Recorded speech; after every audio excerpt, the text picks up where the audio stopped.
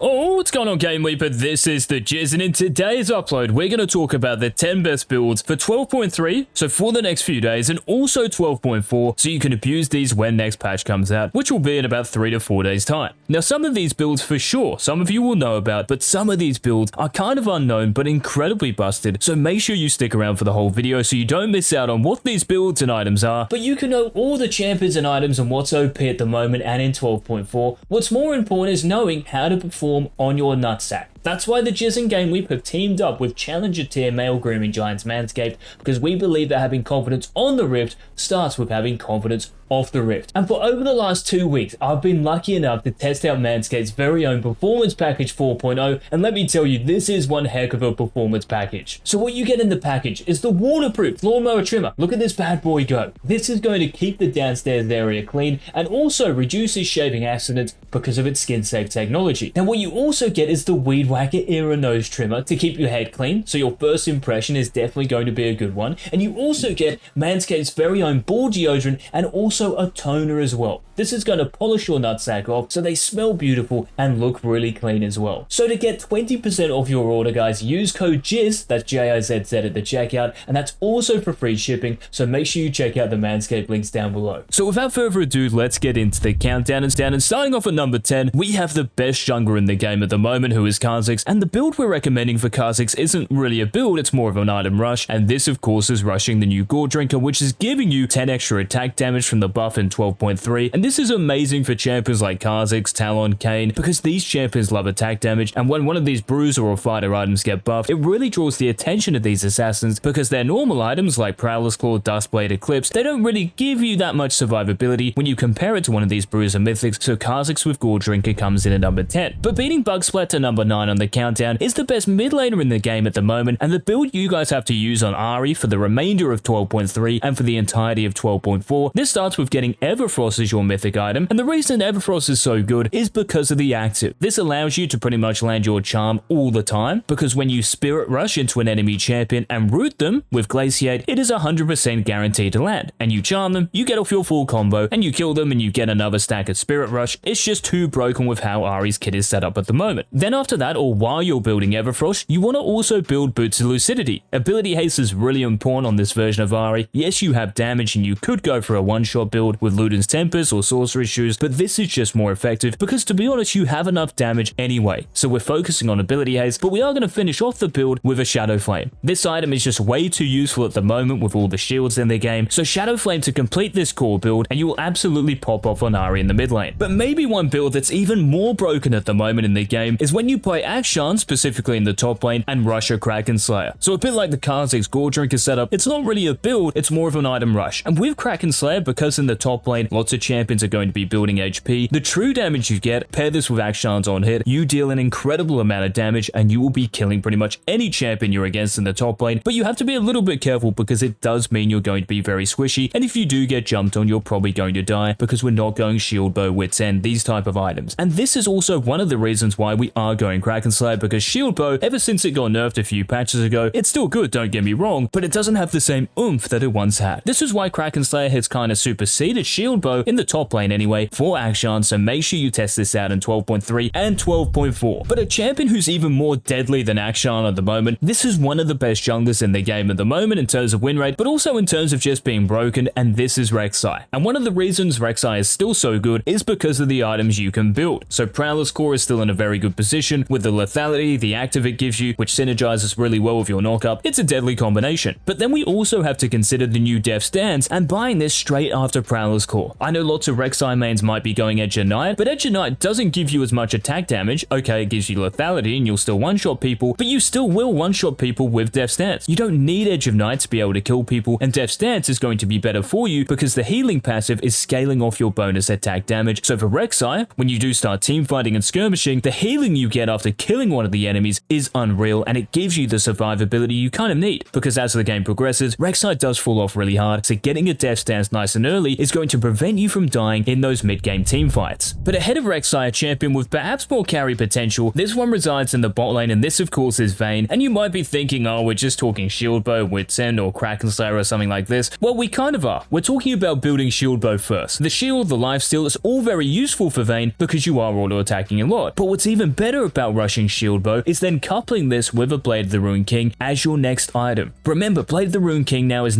dealing for ranged champions an extra 2% on hit damage, and because Vayne you have on hit in your kit through your W, your silver bolts, the damage you deal is ridiculous, and also the lifesteal you get from Bork and then shield bow, it just pushes you over the top, so you have the sustain you need in those team fights, especially in solo queue when your support is not going to peel you. So what this means is that you don't need help from your teammates, and let's be honest, when does this really exist in solo queue? It doesn't. So shield bow and Bork for Vayne comes in at number 6. Definitely give this a try for this patch and next patch as well. But starting off the top 5 of this countdown, we're going to head to the mid lane here and talk about one of the best counter pick mid laners in the entire Rift, and this is Sylas. And we're not talking about Sylas with Everfrost, Zhonya's Cosmic Drive. I mean, you still can build Zhonya's and Cosmic Drive after this, but what we're talking about is rushing a different mythic, and this is Liandry's Anguish. Now, one of the big benefits of going Liandry's over Everfrost is the cooldown it gives you. So the ability haste in the mythic passive, so for every legendary item you build, so whether this is Cosmic Drive, Zhonya's Hourglass, Morellonomicon, all of these major items are giving you extra ability haste. And for Sylas in the mid to late game, ability haste, to be honest, is the most important stat. Having this in your cooldowns, especially with W, on a 3 to 4 second cooldown, it makes you almost impossible to kill and one of the best teamfight skirmishes you can possibly ask for. And because it is Liandry's Anguish with the burn inside of it, it's really useful as well against tankier compositions, so definitely give this build a shot too. But beating Sylas and Liandry's Anguish to number 4 in this countdown, this next champion belongs in the jungle, and I guess you could try this out in the top lane, but this is Rengar. And we're not talking about Rengar going Duskblade or Prowler's Claw, some sort of high damage one-shot setup. You still can one-shot champions, you are Rengar, but what we're talking about is going Eclipse as your mythic. Yes, this is giving you lethality, but it's also giving you armor penetration in the mythic passive. And because lots of enemy champions, because you are Rengar, are going to build armor to try to reduce your impact, this comes in super handy. Then we're going to follow Eclipse with cooldown boots, because we are all about cooldowns, not just your Q, W, and E, but also your ultimate. Get more of these off in a game, and you're probably going to be winning more, and then finishing this setup with Black Cleaver. Because this item is giving you more attack damage now and more ability haste, it makes it the perfect item for Rengar, and it's also useful because of the movement speed you get from it, which works really well with Rengar because you don't really have an escape. So this setup with Eclipse, cooldown boots, Black Cleaver, Rengar, this fills the number 4 position. But starting off the top 3, well, this champion you can play in the jungle, but you can also play him in the mid and top lane. And just like a lot of these champions, you probably expect me to talk about Graves with a typical setup, maybe with Shield Bow or Eclipse, but I'm talking about Graves with Gore Drinker. And yes, Gore Drinker, this is giving you a decent amount of attack damage now, it's giving you health, ability haste, but it's also giving you a crazy amount of sustain. Now, I will just say this about Graves and Gore Drinker: if you're in a team composition where you have maybe a lot of tanks, so you might have an Ornn in the top lane and you might have a tankier mid laner who doesn't have a lot of damage, then you probably want to go Eclipse or Shield Bow because you will hit harder. But if you have a lot of damage in your team, and let's be honest, at the moment there is so much damage in the game, it's probably better off just to go Gore Drinker Graves. You will still deal enough damage to one-shot squishy enemy champions, and it just makes you even harder to kill. And when the mid to late game comes around, the ability haste from Gore Drinker's mythic passive, when it kicks in, you'll have your cooldowns up so much more often, and it becomes a really powerful mythic item. So Graves with a Gore Drinker rush has got to be considered here. But beating Graves and Gore Drinker to number 2 on the countdown is another really exciting setup, and this champion belongs in the bot lane, and this is Ezreal. So we're starting with Manamune and then Essence Reaver, and you might be like, what's special about this build so far? Well, yeah, really nothing. This is very standard, but what we build next is the really interesting point here. So we're not building Crown of the Shattered Queen or Divine Sunderer. The mythic item we're building here is Eclipse, and just like I mentioned for Rengar, Eclipse on Ezreal is really busted because of the mythic passive. The armor penetration you're going to get, it activates instantly, remember. So because you have Mirror Mana at that point and Essence Reaver, you're going to be getting 12% armor penetration in total, and at 3 items deep, other champions on the Rift are going to be 3 items deep as well. And guess what? The enemy champions will probably have armor, at least some of them will, and this means the armor penetration is going to rip them to pieces. And of course, the attack damage, the lethality, the movement speed, the shield, the lifesteal, it's all very nice on Ezreal, but the armor penetration is really why we're building this. So guys, if you're playing Ezreal, especially when you see the enemy team building lots of armor items, and this might even be something as small as Zhonya's Hourglass on a mid laner, or Steel Caps on a jungler, and that's pretty much it, it's still well worth to to get it because you eliminate all the armor the enemy champion has so you can hit them where it hurts. But beating Ezreal to number 1 on this countdown is a bit of a crazy setup here, but it actually makes sense because when you play this mid laner, you almost play him like a utility-based mid laner where you don't need to deal all the damage in the world. And this is why Veigar at the moment, we even saw him picked by Showmaker in the LCK last night, is the number 1. Now we are still building Everfrost, but what we build next is really the big selling point here, and this is with Anathema's Chains. And you might be shaking your head like, why on earth would I build this on a mage mid? I want to build death cap, void staff, damage. I want to one-shot enemy champions. Well, on Veigar, to be honest, you probably still will, because your scaling is accelerated thanks to that recent Q buff, but Anathema's Chains is actually just more useful. The HP it gives you, but also the active. The fact that you can reduce an enemy champion's damage, so on the other team you might be against a Zed, or a Yone, a Yasuo, a Vayne. It doesn't really matter what game it is because there's always going to be one enemy champion who's fed. You reducing their damage means they're less effective, and you will still deal enough damage and provide enough utility for you and your teammates to clean up and win those team fights in the mid to late game. So Veigar with Everfrost and Anathema's Chains, guys, let me know if you've tried this out, and any of the builds as well for that matter, in the comments section. And if you did enjoy this upload, make sure you let us know by leaving a like down below. And until tomorrow's daily upload, this has been the